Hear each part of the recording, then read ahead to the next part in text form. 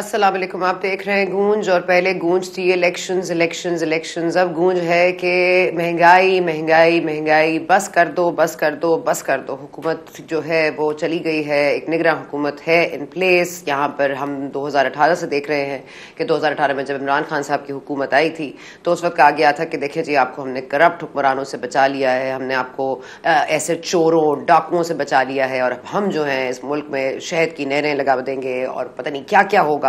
लेकिन ऐसा हो ना सका, और कुछ महीने बाद ही अवाम ये कहने लगे कि करप्ट हुक्मरानी ला दो, बेहतर थे आपसे।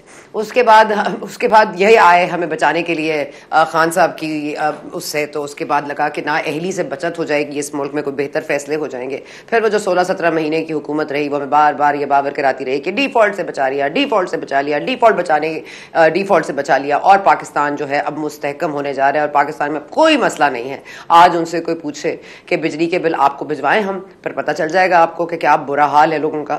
और अवाम की इस वक्त मेरा ख्याल है सब्र का जो पैमाना है वो लबरेज हो चुका है। जिस तरह के एहतजाज हम देख रहे हैं, मैं पहले भी इसकी निशानदेही कर चुकी हूँ, मैं बार बार कहती रही हूँ, ये फसादात की तरफ हम जा रहे हैं और ये मामला अब थमने में नहीं आ रहा। और याद रहे कि हमें पिछली हुकूमत के जो वजीर तवानाई थे खुर्रम दस्तगीर साहब, उन्होंने वाज़ेह तौर पर कहा था जो अभी बम फटेगा बिजली के बिलों में वो तो सितंबर में फटेगा, तो वो अब अगस्त में फट चुका है, सितंबर में मजीद फटने के अंदेशे हैं। तो फिर कहाँ जाएगा पेट्रोल की कीमतें, और क्या करेगी अवाम? और अवाम आपके गले पकड़ेगी या आपको वोट देगी? और जो वोट लेने के लिए बेकरार हैं वो लंदन से अभी तक पाकिस्तान से फरार हैं, लंदन से अब तक निकले नहीं हैं। जब वो तशरीफ लाएंगे तो क्या होगा? क्या वो अपने सामान में सस्ते आटे का थैला लेकर आ रहे हैं? क्या वो बिजली लेकर आ रहे हैं अपने सूट केसेस में जो अवाम को देंगे ताकि अवाम उनको वोट दे? और एक तरफ हमारे मुल्क में एक ही बहरान है और वो है आईनी और कानूनी बहरान, क्योंकि यहाँ पे मुल्क में इंसाफ का जो तकाजा है वो चेयरमैन पीटीआई के लिए डिफरेंट है। और चेयरमैन पीटीआई की सहूलियात अगर आप देखिए तो माशाल्लाह अंडे हैं, ब्रेड है, दही है, किसी के रिस्क पे हम नहीं देखते। अल्लाह ताला ने जिसकी रिस्क लिखी है, जो लिखी है वो उसको मिलेगी। लेकिन इतनी सहूलियात तो मुझे लगता है कि अटक जेल नहीं, अटक इंटरकॉन्टिनेंटल होटल है। और सब कुछ तो है, लेकिन फिर भी अगर तसल्ली ना हो तो बता दीजिए मजीद क्या दिया जा सकता है, उनको मजीद कैसी सहूलियात फराहम की जा सकती हैं। सहूलत से याद आया, कल इस्लामाबाद हाई कोर्ट ने जो अपना आज फैसला महफूज किया, कल वो सुनाने जा रही है। अब इसके बाद एक नया तमाशा क्या होगा? क्या सुप्रीम कोर्ट से रुजू किया जाएगा अगर हस्बे तवक्को या हस्बे जायका फैसला महफूज ना किया गया और ना सुनाया गया तो फिर क्या होगा? इस मुल्क में सब कुछ चलता है, बस ये मुल्क नहीं चलता। इस मुल्क में अवाम की जो पुकार है वो आपके कानों तक नहीं पहुंचती। अशराफिया हैं, यहाँ पर IPPs का मामला है, यहाँ पे चोरी होती है बिजली। एक वजीर तवानाई होते हैं ख्वाजा आसिफ साहब, तो कहते हैं कि बिजली चोरी हो रही है, बिजली के चोरों को पकड़ेंगे। फिर वजीर दिफा भी बन जाते हैं, फिर भी वो चोरों को नहीं पकड़ पाते। आज भी वो यही कह रहे हैं, ट्विटर पे तजवीज़ दे रहे हैं इस निगरान हुकूमत को कि आप कुछ कीजिए। और निगरान हुकूमत है कि वो क्या करे जी? वो ये कह रही है कि सिवाय हॉस्पिटल्स के हर जगह की बिजली जो है शाम में बंद कर दी जाए और ACs ना यूज़ हो। तो ये जो है बड़ा एक अच्छा इकदाम है, लेकिन क्या ये खातिर ख्वाह जो हम चाहते हैं नताइज मौसूल हो सकें वो हो सकेंगे कि नहीं? एक आम आदमी का मसला इस वक्त इमरान खान साहब को इंसाफ का तकाजा पूरा हो या ना हो, इससे कोई लेना देना नहीं है। नवाज शरीफ वापस आते हैं नहीं आते हैं, वो अवाम वोट देने का हक रखती है नहीं रखती है, लेकिन अवाम यहां रहने का दिल नहीं रखती। अब अवाम जो यहां से जा सकती है वो जा रही है, और ये एक बहुत नाजुक मोड़ है पाकिस्तान की तारीख में कि अब लोग यहां रहना नहीं चाहते। जमहूरियत पे यकीन नहीं है, जमहूर इख्तदार पे यकीन नहीं है, और ये अशराफिया हुक्मरानों पे यकीन नहीं है। तो आप चेहरे बदलते रहिए। आज जो डाकदीन है, जो पहले कभी कहते थे ये चोर डाकू अपनी अपनी बारी लगाने के लिए मीसाक जमहूरियत लाते हैं, आज वही नाकदीन फरमा रहे हैं कि साथ बैठकर बात कीजिए, अवाम के लिए हल निकालिए, मीसाक जमहूरियत बनाइए। मतलब ये मजाक, अजीब मुल्क है, लेकिन चले हमारा मुल्क है, हमें तो कोशिश करनी है। इस पर मजीद बात करेंगे। हमारे साथ मौजूद है सायरा बानो साहिबा। बहुत शुक्रिया आपका सायरा बानो साहिबा।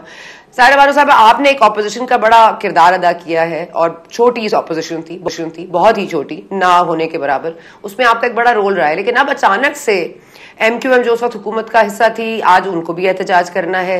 पीपल्स पार्टी ने जिस वक्त हल्का बंदियों के लिए वोट दिया, उसके बाद आज वो कहते हैं कि 90 दिन में इंतखाबात भी हो जाने चाहिए और हल्का बंदियां को पता नहीं बाईपास करना है, क्या करना है। ये तमाम लोगों के चेंज ऑफ हार्ट्स जो हैं उनका क्या कीजिए? और इस वक्त आप जो हैं अवाम के साथ खड़ी हैं, एहतजाज का हिस्सा होगी आपकी जमात, या आप दिलासा देने के लिए मौजूद होंगे?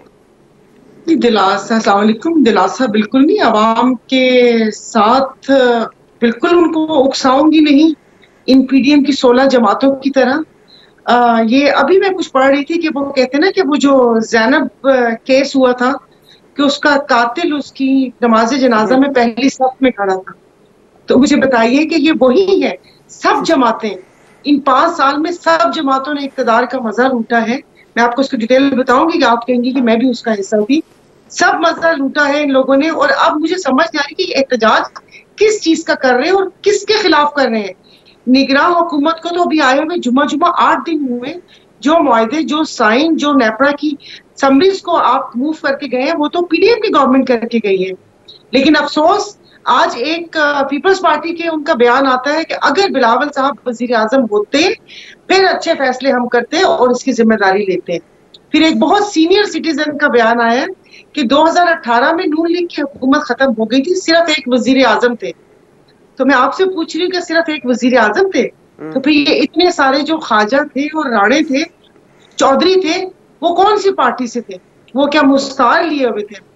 और सना साहिबा, मैं ये जो कहा आपको कि सब जमातों ने इक्तदार के मजे लूटे हैं, मैं 5 साल से पावर कमेटी की मेंबर भी रही हूँ और जो कुछ मैंने वहां पर देखा या सुना, कोई पार्टी भी सीरियस नहीं थी आवाम को रिलीफ देने के लिए। वो कह रहे ना कि अपना वक्त गुजार रहे थे कि बस ठीक है ये टाइम गुजर जाए फिर देखा जाएगा, क्योंकि उस वक्त उनके मुवाफिक हवा चल रही थी और हालात भी उनके मुवाफिक थे। मुझे समझ नहीं आती कि अपोजिशन में आके या इक्तदार से निकलने के बाद इनको आवाम क्यों नजर आती है। जब पहले 3.5 साल में एक बिल आया था, मैं पार्ट ऑफ गवर्नमेंट थी, बट मैंने उस बिल को अपोज किया था, इसलिए कि वो बिल 2 दफा आके उस बिल को जब पढ़ा और मुझे ये पता था कि इसकी जो सम्राट आगे जाकर आवाम को भुगतने पड़ेंगे, सम्राट तो नहीं आप क्या, उसकी जो नताइज भुगतने पड़ेंगे वो दिख रहे थे। खैर फिर मेरे पे बातें भी बहुत सी हुई, बट मैंने उस बिल को अपोज किया और अभी भी 16 महीने के बीच में भी एक बिल आया, मैंने उसको भी अपोज किया। कोई शख्स भी सीरियस नहीं है। मैं आवाम के साथ हूँ कि जाहिर जिंदा कौमें अपने हक के लिए एहतजाज भी करती हैं और इख्तलाफ भी करती हैं, लेकिन बारहा कहूंगी कि इन जमातों के चुंगल में मत फंसिए कि आज जेयूआई को एहतजाज करता हुआ हम देख रहे हैं और पीपल्स पार्टी वालों ने कहा कि हम एहतजाज करेंगे। भाई किसके खिलाफ एहतजाज करेंगे? एक दूसरे के खिलाफ एहतजाज करेंगे या 90 दिन का जो ख्वाब है कि इलेक्शन होंगे उसके लिए बयानिया बनाया जा रहा है? लेकिन जो ये करके गए हैं, मेरा नहीं ख्याल जो इनका ये ख्वाब है 90 दिन का वो ख्वाब ही रहेगा। पहले ये मसाइल हल होनी चाहिए। ठीक है, जो बिल्स का आपने जिक्र किया सारे बानो साहब, इसकी डिटेल्स भी मैं लूंगी, लेकिन नासिर हुसैन शाह साहब ने हमें ज्वाइन किया। बहुत शुक्रिया आपका शाह साहब। मैं आपके पास डायरेक्टली इसी सवाल के साथ आ जाती हूँ जो कि सारे बानो साहब ने फरमाया कि बिलावल साहब अगर वजीर आजम होते तो शायद ये फैसले ना होते, फिर 90 दिन में इंतखाबात हो जाए। ये बात हो चुकी है ऑलरेडी। आपके जो मुराद अली शाह थे उस वक्त सीएम थे सिंध के, उन्होंने अपनी हामी भर ली थी हल्का बंदियों के हवाले से और आपने उस वक्त भी प्रेस कॉन्फ्रेंस की थी। आपने नहीं, यानी कि आपसे मुराद पाकिस्तान पीपल्स पार्टी के दीगर रुकन जो थे उन्होंने ये कहा था और वाज़ेह तौर पर कहा था कि अगर इसमें वक्त लगता भी है तो कोई बात नहीं, कोई थोड़ा बहुत वक्त ऊपर नीचे जाता भी है तो कोई बात नहीं, क्योंकि इलेक्शंस तो हो ही जाएंगे। तो फिर अब 90 दिन का जो मामला है वो आपका अब ये सीईसी की मीटिंग का फैसला आ गया, तब करा लेते सीईसी मीटिंग जब हल्का बंदियों पर वोट ले रहे थे।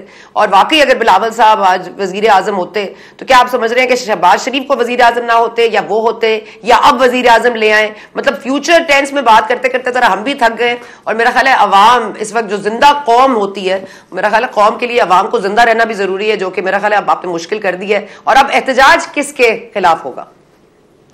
बिस्मिल्लाहिर्रहमानिर्रहीम, अल्लाहुम्मा सल्ली अला मुहम्मद व आले मुहम्मद। देखें, जो इलेक्शन की आपने बात की या सेंसस की जो बात थी, उसमें जो डेलीगेशन गया था या जो डेलीगेट्स थे हमारे मुराद अली शाह साहब, कमर जमा कायरा साहब और नवीद कमर साहब, उनको ये ब्रीफ किया गया था कि जितने भी प्रोविंस हैं उनकी किसी भी नेशनल और प्रोविंशियल असेंबली की सीट्स में कोई रद्दोबदल नहीं होगा, किसी सूबे की न बढ़ेंगी न कम होंगी। और ये सेंसस है और फिर अगर आपको ये हो जाता है अप्रूव तो इलेक्शन की तरफ जल्दी जा सकते हैं, अदरवाइज तो ये एक मुतनाज़ा चीज रहेगी।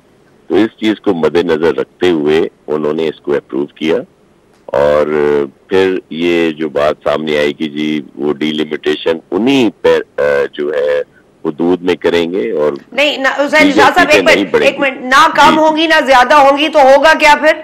ना कम होंगी ना ज्यादा होंगी, वो तो वैसे उसके लिए आईनी तरमीम की जरूरत होगी, लेकिन फिर उसमें मौकफ क्या था उनका कि कम भी नहीं हो रही ज्यादा भी नहीं हो रही, लेकिन करना जरूरी क्यों है जी? नहीं, सेंसस का क्योंकि अप्रूव कर लें और फिर अगर वहां पे कोई डिलिमिटेशंस होती हैं उसी सूबे की उन्हीं सीटों के अंदर जितनी वहां की कौमी या प्रोविंशियल की है, तो उसमें रद्दोबदल थोड़ा बहुत हो सकता है।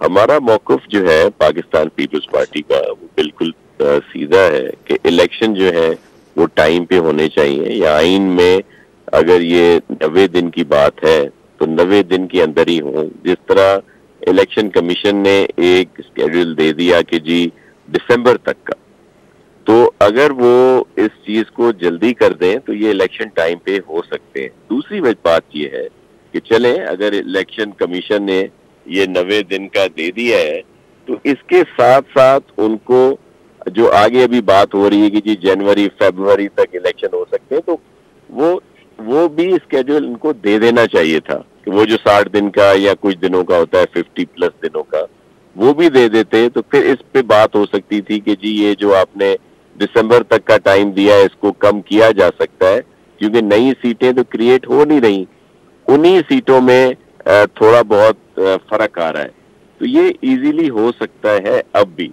तो अभी जो हमारे जाएंगे जो मीटिंग है इलेक्शन कमीशन के पास, जो हमारे डेलीगेशन जाएगा वो यही बात उनके सामने रखेगा कि आप अपने इसको थोड़ा सा कम कर दें जो दिसंबर आपने दिया है, तो ये जल्दी हो सकती है जो भी डिलिमिटेशन। शाह साहब, तो फिर वजीर आजम बनाने के लिए बिलावल साहब को अगर इलेक्शन 90 दिन में हो भी जाता है तो आप अवाम के पास जाएंगे तो आपको वाकई लगता है आपको वोट मिल जाएंगे, आपको मिल जाएंगे, नून लीग को मिल जाएंगे? आपको लगता है अवाम का कोई फेथ रह गया है आप में? मतलब अगर आप सिर्फ अभी अब आप सिर्फ आप देख लीजिए जो इस वक्त फसाद दुमा एहतजाज हो रहा है, आप समझते हैं कि आप जा सकेंगे इन पब्लिक? जी बिल्कुल, सिचुएशन है, अलार्मिंग है, लोग बहुत तंग हैं, बहुत ज्यादा महंगाई है, बिजली के बिल जो है वो बहुत ज्यादा लोगों के पास आ रहे हैं जो वो अफोर्ड नहीं कर सकते। ये हकीकतें अपनी जगह पे हैं, लेकिन इन सब का जो कारण है या जो वही जो लास्ट, अब वो सब कह देंगे जी आप पिछली गवर्नमेंट पे डाल देते हैं, लेकिन ये वो हकीकतें हैं जो सबको समझनी है कि वो जो IMF की डील थी जो PTI की गवर्नमेंट ने की थी, पहले वो टाइम पे जा नहीं रहे थे, बाद में जब फंस गए तो वहां गए और फिर उन्होंने वो शराइत मानी जो पहले जितने प्रोग्राम हुए। पिछली हुकूमत ने हमारी छत छीनी, आपने दीवारें ही ढा दी। अच्छा सुन, पिछली हुकूमत ने छत छीनी, आपने तो दीवारें गिरा दी, तो फिर क्या करेंगे सर? शाह साहब, बिगाड़ ही आया ना, मजीद बिगाड़ ही पैदा किया आपने। अगर चले वो सत्यानाश कर गए थे तो आप लोगों ने सवा सत्यानाश कर दिया। नहीं, अब उसमें सिचुएशन क्या थी कि वो जिस नहज पे ले आए थे या जिस पॉइंट पे हम लोग आ गए थे, अगर वो उसको फॉलो ना किया जाता तो हम मजीद मुश्किलात में आ जाते।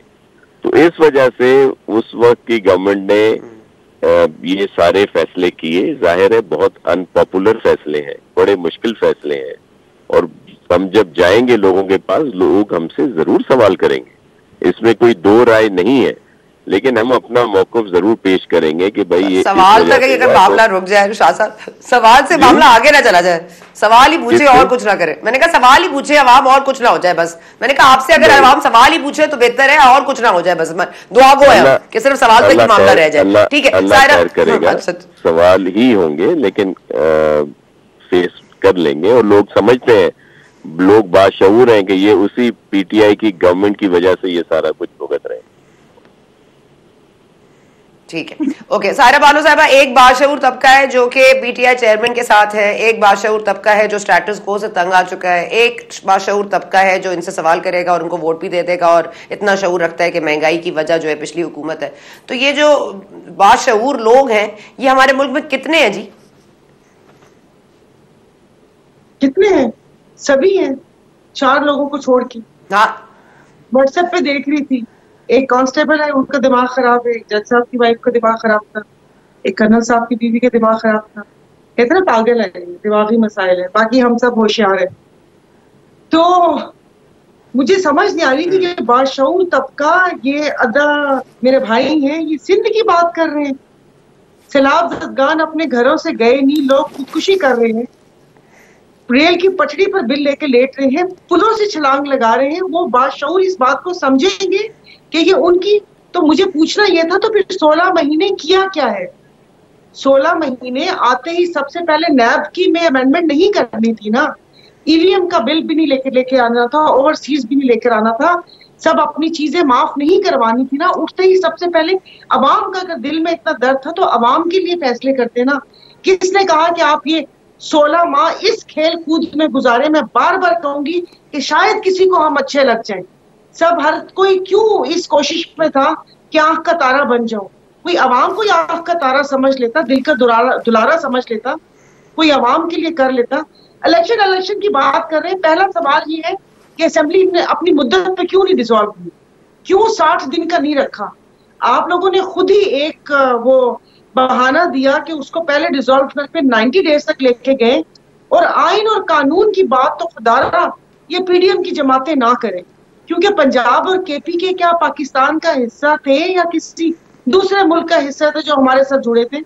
आइन और कानून हम तोड़ चुके हैं। और इन्हीं के मेंबरान जिस दिन असेंबली डिसॉल्व हुई थी, मुझे 15 फरवरी की डेट भी बता चुके हैं, इनके सेनेटर्स बता चुके हैं कि 15 फरवरी एक टेंटेटिव डेट है। तो उससे पहले क्या बयानियां बनाने की कोशिश की जा रही है? ये अवाम की याददाश्त कमजोर है कि जिसके घर में खाने को नहीं है, जिसके बूढ़े माँ बाप बिना दवाई के चले गए, जिसके बच्चे स्कूल नहीं जा सक रहे, वो आपकी इस बात पे यकीन करेंगे कि पिछली गवर्नमेंट ने किया था। तो पीछे से पहले, उससे पहले किसकी गवर्नमेंट थी, फिर उससे पहले किसकी गवर्नमेंट थी? फिर तो मुशर्रफ साहब का दौर अच्छा था कि जहां पर चीनी भी वो थी और 60 रुपए का डॉलर भी था। और उससे पिछले अगर आपने इल्जाम लगाने हैं तो खुदा न खास्ता प्लीज कायदे आजम तक रुक जाइएगा, उन पर मत कोई इल्जाम रख दीजिएगा कि कसूर उन्हीं का है कि वहीं पर ही बैठे रहते। ये 2 लाख क्यों हुआ ये बरे सखीर? कोई तुक की बात करे, लोग मर रहे हैं यहाँ पर। आप यकीन नहीं करें कि पूरा दिन हल्के से जो फोन आते हैं और लोगों को खाने की 2 वक्त की रोटी नहीं है। मैं चेयरपर्सन भी थी पॉवर्टी एलिवेशन की। सैलाब ज़दगान के पैसे कहाँ गए? 80 अरब चले गए। मैंने तो अपनी गुनहगार आंखों से सिंध में किसी की हालत नहीं देखी कि किसी को घर बना हुआ हो या उसको कोई रिलीफ मिला हो।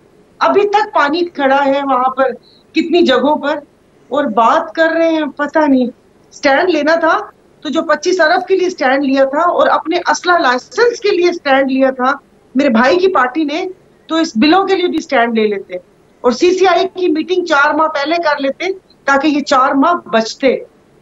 IMF फॉर मायदा, अभी हामिद मीर साहब की ट्वीट में कि उन्होंने बिलावल साहब से और शहबाज शरीफ साहब से इंटरव्यू लिया था और कहा था कि क्या आप इमरान खान के मुआवजे को उसी को करेंगे?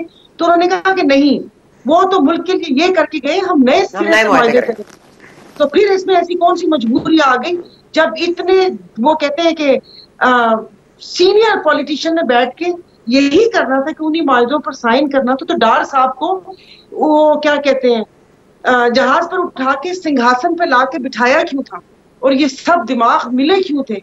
अवाम को महंगाई का एहतजाज करते हुए तुरंत पेश डालते। अभी बानो साहिबा और आके वो सबसे पहले उन्होंने अपने सेनेट की तनख्वाहें ली। आप ये देखिए कि वो आए वापस और उसके बाद उन्होंने सबसे पहले अपनी तनख्वाहें ली, पूरी जो पिछली रह गई थी वो भी ली। तो मैं कहती हूँ इस मुल्क में मतलब पता नहीं कौन सा आइन है और कौन सा कानून है, ये बात कर रहे थे जरा से मामूली से रद्दो बदल के।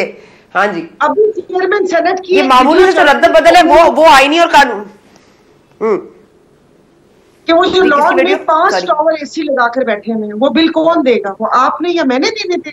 उससे पहले थे उन्होंने कहा जहर खाने के पैसे लिए मैं अपने कपड़े बेचूंगा। अरे कपड़े आपके कपड़े या मोनालिसा या लेडी डियाना का गाउन है जो अरबों पाउंड्स पे बिक जाएगा? अभी वजीर आजम, निगरान वजीर आजम कहते मेरा एसी बंद कर दो। पूरा सेंट्रलाइज वो PM हाउस और PM सेक्रेटरिएट और ऐवान सदर, और ये एक एसी बंद करने से यानी कि आप गोंगलुओं पर से मट्टी झाड़ रहे, या वो कहते हैं ना गुड़ खाना और गुलगुलों से परहेज। समझ नहीं आ रही ये मतलब हम कौन सी उसमें रह रहे हैं भैया? 2023 है, एक क्लिक के ऊपर पूरी दुनिया हमारे सामने होती है। अब नहीं हम बेवकूफ बनेंगे। जी। अच्छा बानो साहब, आपने काफी जरा सख्त बातें कर दी है, मैं चाहूंगी कि इस पे शाह साहब रिस्पॉन्ड करें, लेकिन मुझे वक्फे का कहा जा रहा है, लेकिन टेम्पो टूट जाता है। अगर नासिर हुसैन शाह साहब अगर आप समराइज कर दें अपने जवाब को, फिर वापस आके डिटेल में ले लेंगे, लेकिन मैं जवाब आपका चाहूंगी बिफोर द ब्रेक, ताकि टेम्पो ना खराब हो। जी अभी बोल रहे हैं ब्रेक के बाद शाह साहब?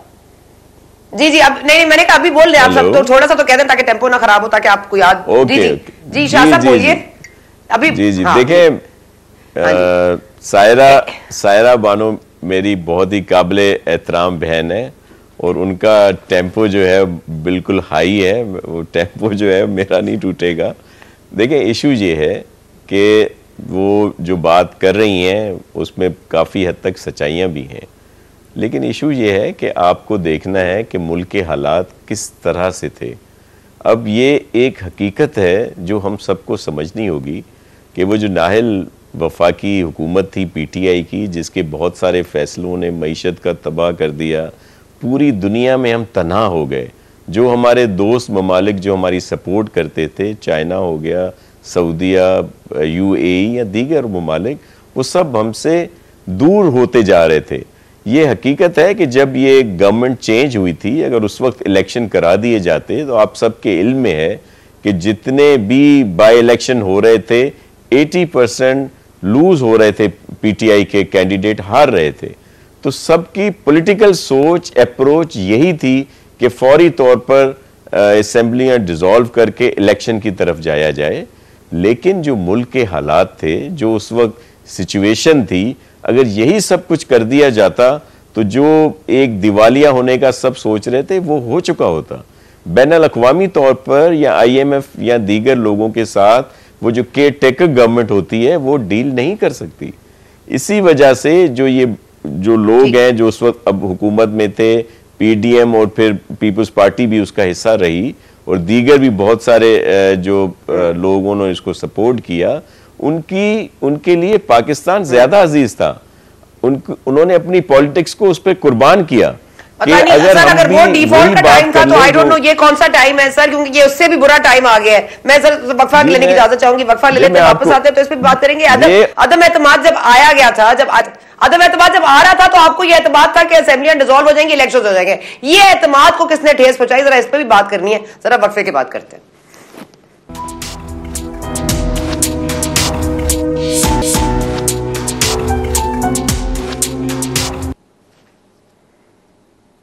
And welcome back. हम चाह रहे थे कि थोड़ा सा गुफ्तगू में कुछ चेंज आता, शाहीन साहब ने हमें ज्वाइन करना था, लेकिन उनकी कोई मजबूरी के तहत वो नहीं ज्वाइन कर पा रहे हैं। उनसे भी कुछ सवालात करने थे, लेकिन इस वक्त हमारे पास वो ज़बरदस्त पैनल है। सायरा बानो साहब हैं, नासिर हुसैन शाह साहब हैं। शाह साहब ने गुफ्तगू की कि मुल्क के जो हालात हैं वो इसके पेश नज़र तमाम फैसले किए गए, और वो इस तरह के हालात थे कि डिफ़ॉल्ट की तरफ हम जा रहे थे।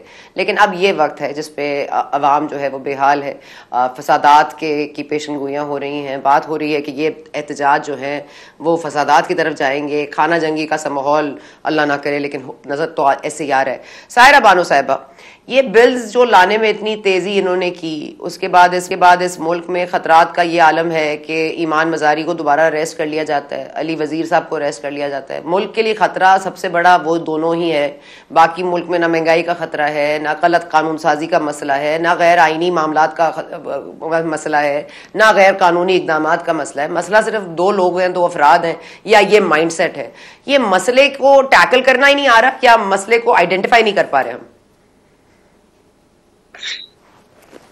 मसले का हल निकालना चाहिए, क्योंकि कोई भी मसला होता है अगर आप उसको दबाने की कोशिश करते हैं तो वो स्प्रिंग को जितना आप जोर से दबाएंगे वो उतनी ताकत से बाहर आएगा। फिजिक्स में पढ़ा था हमने।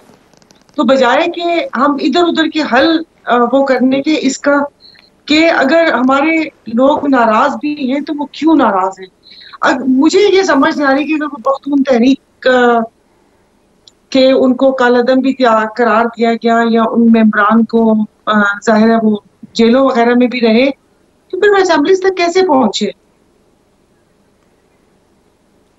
सना साहब बहुत तो इस पे कोई,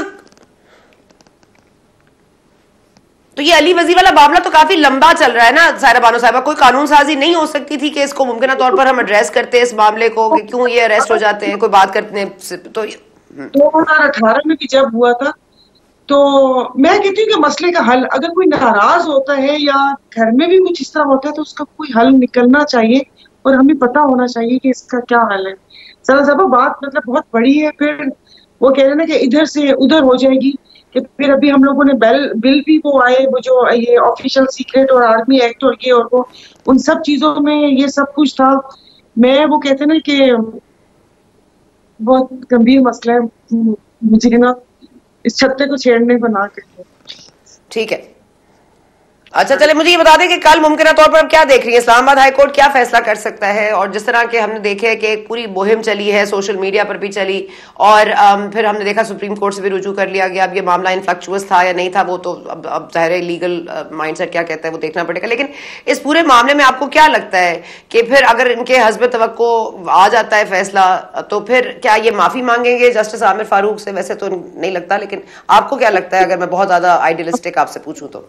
पहले जस्टिस तो ये है नहीं कि ये तो अदालतों के इसके ऊपर बाकायदा वो होना चाहिए था कि जिस वक्त बंदयाल साहब का फैसला था इस तरफ से उनको बुरा भला कहा गया, फिर जब उन्होंने ये वाला फैसला दिया उससे पहले तो उसके बाद दूसरी पार्टी की तरफ से भी बुरा भला बोला गया, नाम लेके ललकारा गया, सुप्रीम कोर्ट के सामने खड़े होके ऐसे ऐसे करके ललकारा गया। ये तो प्लीज जजेस को खुद इसके ऊपर एक्शन लेना चाहिए कि कोई किसी के ऊपर उंगली ना उठाए। और मैं आपको सच बताऊं, इस वक्त जो सबसे ज्यादा मसला है वो महंगाई का है। लोग मर रहे हैं, मेरा जो ज़हन है वो उस तरफ अटका हुआ है। इस वक्त ये मसला नहीं है कि जज दिलावर कहाँ चला गया, ये फैसला होगा या नहीं होगा। इंसाफ के तकाजे हैं, अदालतें हैं, जज हैं, उनको इंसाफ के तकाजों को पूरा करना चाहिए। लेकिन इस वक्त जो मुल्क का जो मेन मसला है वो उस वक्त महंगाई, बेरोजगारी, और जो महंगाई का बॉम्ब है कि लोग अपने बच्चों का भी पता चला कि किसी खातून ने जहर खा के 4 बच्चों की माँ ने खुदकुशी कर ली, फिर कोई अपने बच्चों को मार रहे। मेरे लिए ज्यादा मसला जरूरी वो है। अगर आप किसी मरते हुए भूखे इंसान से भी पूछेंगी कि कल के फैसले का मुझे बताओ तो वो आपको जरूर शिकवा भरी नजरों से बल्कि खूनी नजरों से देखेगा कि मुझे रोटी दे दो, मेरा इन फैसलों से कोई लेना देना नहीं। इस वक्त जो मुल्क का जो मेन मसला है, मैं कहती हूँ वो मसला हल हो। बाकी जो जजेस और अदालतें करती हैं उनको अपना काम करने दें, उसमें मैं क्या अपनी राय दे सकती। ठीक है, आपने ठीक है, आपने अच्छा नुकता उठाया। मैं जरा नासिर हुसैन शाह साहब, मसला महंगाई है लेकिन हमारे यहाँ गुफ्तगू ये हो रही है कि मियाँ साहब कब वापस लौट रहे हैं, क्योंकि जैसे मियाँ साहब तो लगेज में एक्सेस बैगेज के तौर पर हमारे लिए बिजली ले आएंगे सस्ती, वहां से कुछ सस्ते आटे के जखायर ले आएंगे, ये तो नहीं होने जा रहा। और आप भी अगर इस हुकूमत का, अगली हुकूमत का हिस्सा बनते हैं या आपकी हुकूमत आती है तो जो फैक्ट ऑफ द मैटर है वो ये है कि खजाना खाली है, कर्जे देने हैं, पैसे आपने वापस करने हैं, IMF के मुआहदे के तहत आपने चलना है। अवाम आपसे उसकी बस हो गई है, तो फिर कैसे आप इंतखाबात करवाएंगे, कैसे आप वोट लेंगे, कैसे मामला को ठीक करेंगे? ये तो मजीद बिगाड़ की तरफ नहीं जा रहे हम। देखें, मियाँ साहब की जो डेट सामने आई है कोई 15 अक्टूबर का उनकी पार्टी की तरफ से अभी तो ऐलान हुआ है। वो देखें, ये उनका अपना मसला है, वो आते हैं नहीं आते, और पॉलिटिकली लिहाज से तो उनको आना चाहिए। दूसरी बात यह है कि जो अभी मेरी बहन जो महंगाई की बात कर रही थी, बिल्कुल बहुत ही बड़ा एक अहम फैक्टर है जिसकी वजह से सब पाकिस्तानी जो है इस वक्त दो चार हैं और भुगत रहे हैं। मैं सिर्फ एक बात को रिस्पॉन्ड करना चाह रहा था कि मेरी मोहतरम बहन ने कहा सिंध के सैलाब की बात और फिर दीगर, तो सबने देखा कि सिंध गवर्नमेंट ने उस वक्त पूरे इतनी बड़ी नेचुरल डिजास्टर जो कई 80-90 साल में भी नहीं आया यहाँ पे वो था, और उसके बावजूद पूरी कोशिश की गई कि हर जगह पे पहुंचा जाए, लोगों को तैयार खाने तक पहुंचाए गए और बहुत कुछ हुआ। फिर घरों का जो मामला है, 20 लाख के करीब घर डैमेज और सारे तबाह, जिनके लिए अभी शुरू किया गया प्रोग्राम। 60-70 हजार के करीब घर बन चुके हैं मुख्तलिफ डिस्ट्रिक्ट में, और फिर चेयरमैन साहब ने खास तौर पर उन लोगों को मालकाना हुकूक दिए ये शुरुआत कर दी है और उन खवातीन के नाम पे, और ये कोई 1 लाख के करीब खवातीन को मालकाना हुकूक की सनदें मिल चुकी हैं, और दूसरे जो घर हैं वो भी इंशाल्लाह बना के देंगे। पूरा एक प्रॉपर सिस्टमेटिक वो सिलसिला है कि जिसमें पहले उसकी एक पूरा किया गया, नंबरिंग की गई हर लिहाज से, और अब वहां पे ये काम शुरू हो गया। और हम बहुत पुरुमीद हैं कि ये सब घर जो है इंशाल्लाह बना के दिए जाएंगे। अब आपने कहा कि अगर इलेक्शन होते हैं, नई गवर्नमेंट आती है, तो देखिए नई गवर्नमेंट आती है तो वो उस तरह के फैसले नहीं करेगी जिस तरह वो जो पीटीआई वाली गवर्नमेंट ने किए कि अकेला कर दिया खुद को। देखिए अभी इनके काम से क्या हुआ, चाइना ने कितना सपोर्ट किया, सऊदिया ने सपोर्ट किया, यूएई ने सपोर्ट किया, और बहुत सारे इशू है जिससे आईएमएफ का मुआहदा और ये सारी चीजें चल पड़ी। तो ये एक अच्छे की उम्मीद जरूर है, लेकिन अलार्मिंग सिचुएशन है। ये नहीं होगा कि नई हुकूमत आएगी, जो भी आती है ये तो फैसला वोट करेगा लोगों का कि किसको वो लेके आते हैं, और जब वो आ जाते हैं तो फिर ये एक मुश्किल सूरत हाल से दो चार होना जरूर पड़ेगा उनको भी, कि इतनी जल्दी कोई शहद और दूध की नहरें नहीं बहा सकेगा कोई भी इनमें से, और बहुत मुश्किल हालात होंगे। लेकिन मैं सिर्फ इस बात पे कि सब लोग एक कहते हैं कि जी ये क्यों नहीं हुआ और इन्होंने ये सारा कुछ क्यों किया, वो इस बात को नहीं समझते कि अगर ये लोग उस वक्त ये सब नहीं लेते स्टेप्स, तो इस वक्त हम और बुरे हालात में होते।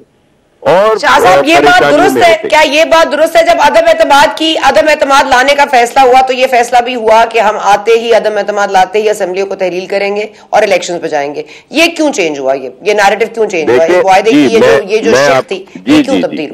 मैं आपको बताता हूँ कि उस वक्त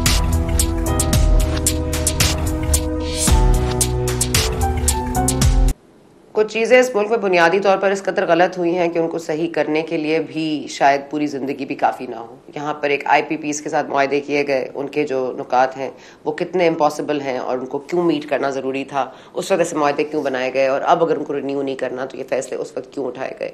पिछली हुकूमत पर डाल देना या पिछली से अगली हुकूमत पर डाल देना, और इस वक्त निगरान सेटअप है तो कुछ नहीं हो सकता। लेकिन हमने ये देखा है इस मुल्क की रिवायत में पिछले 6 माह में, तो हम ये देख रहे हैं कि 2 सूबों में एक इंटरिम सेटअप जारी है और वो बेहतर परफॉर्म कर रहा है, क्योंकि वो अपनी सियासी कुर्बानियां और अपनी सियासी जो दाव पेच है उस पर डिपेंड नहीं कर रहा, उसको कोई इतना लॉस नहीं होता, वो अवाम के लिए मुल्क के लिए जो ठीक है वो उसमें काम कर रहा है। और अगर ये इंटरिम सेटअप्स कर सकते हैं तो फिर हमारी जो मुंतखब हुकूमतें हैं वो करने से क्यों गुरेजा हैं, ये एक बड़ा सवाल है जिसका जवाब हमारे पास भी नहीं है और शायद सबके पास है भी। आपने प्रोग्राम देखा, बहुत शुक्रिया, आपसे मुलाकात होगी इंशाल्लाह कल।